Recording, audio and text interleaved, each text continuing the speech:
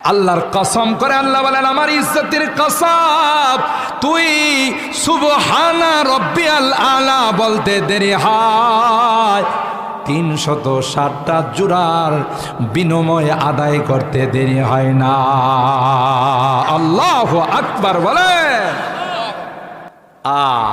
শুকরে নিয়ামত নিয়ামতাত আফজু কুনাত, শুকরে নিয়ামত নিয়ামতাত আফজু কুনাত, কুফরি নিয়ামত নিয়ামতাত বেরু কুনাত।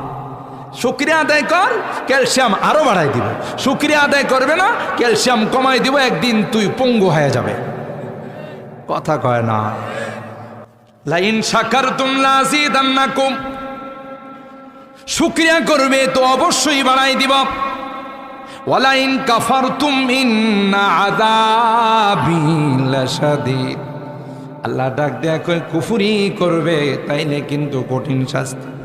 এই আয়াতেও সূরা তাহার 124 নম্বর আয়াতেও বললেন, মান আরাদা আন যিকিরি, আল্লাহ বলেন যারা আমার জিকির করে না। সবচাইতে বড় জিকির কি বললাম? আরো জোরে বলেন। নামাজের এমন কোন রুকন নাই যেই রুকনে আল্লাহকে স্মরণ করা হয় না। সুবহানাল্লাহ জোরে।